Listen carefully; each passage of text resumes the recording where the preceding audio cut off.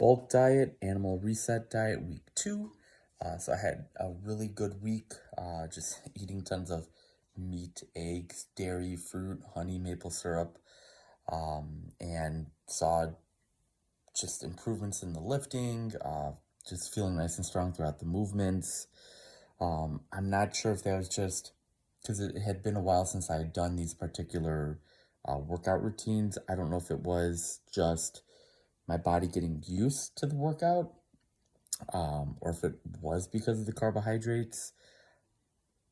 I'm gonna chalk it up to probably my body's adapting to the workouts again. Um, because there's been a few new research papers published showing that dietary carbohydrates, consuming them when working out versus being in a ketogenic state, like very low carb to almost no carb, there's pretty much no um, difference in both muscle building, um, strength, endurance.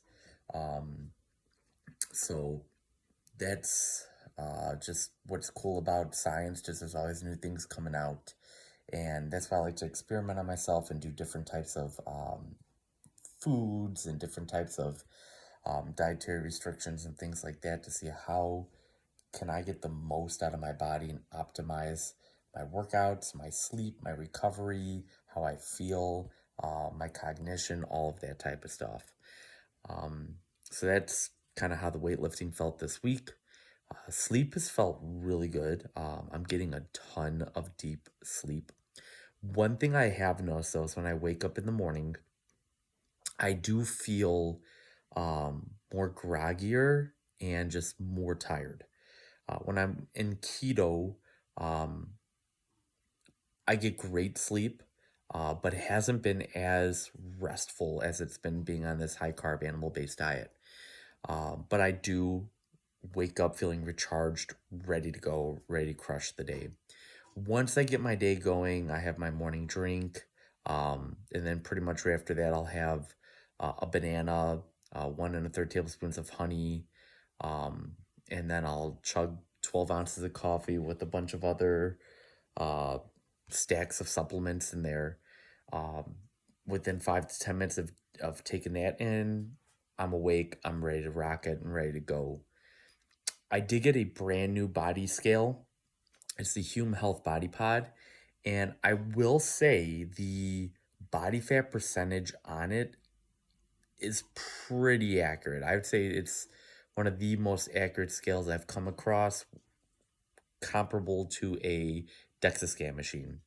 So it had me weigh in at 175.3 pounds, and that put me at 24.4 pounds. Now, my Fuel Fit scale I was using before, since I've got this scale, this brand new scale now for almost a week, I've still been using the old scale to kind of compare the two. And it seems that my Fuel Fit scale compared to the Hume Body Pod, Hume Health Body Pod scale, uh, my old scale is about 0.4 off. But then when you look at the body fat percentage, it's like 8.5 to 9% off. So the Hume Health Body Pod, I'm looking forward to continuing it, using it for the rest of this year.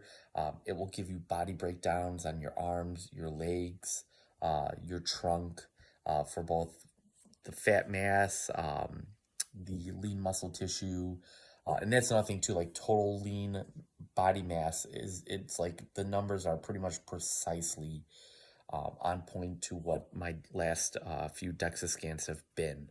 So I think it's a pretty accurate scale. I'll keep you up to date, and I'll kind of shout them out.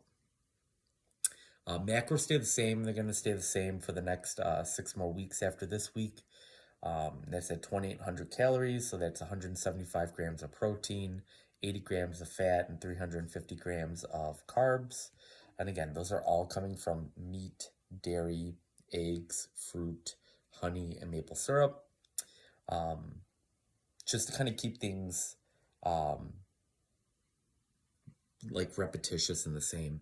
I've been eating the same protein and fat sources each day, each meal.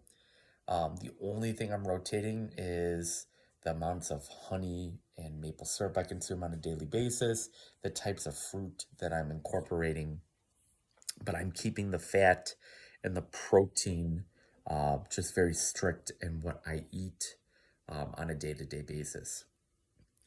Other than that, things are just really great. The ice showers was down to 3 minutes this past week. I've got 11 more weeks left until I'm down to 0 minutes, which part of me is kind of looking forward to it. The first 20 to 30 seconds of it is brutal and it sucks, but I feel just energized for half an hour after. And I do towards the end of my day because they're having some studies showing that doing an ice bath or an ice shower directly after working out can actually blunt some of the muscle recovery. So I've been saving it towards the end of my day. It does actually help me get into a more relaxed state within 30-60 minutes before I go to bed.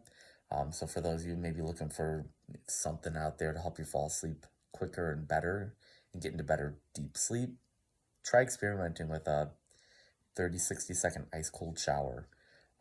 And that should probably help you get to that parasympathetic state. Well, that's all I've got for you guys for week 2. I've got another week left of my build schedule before I hit the bulk workouts for 5 weeks.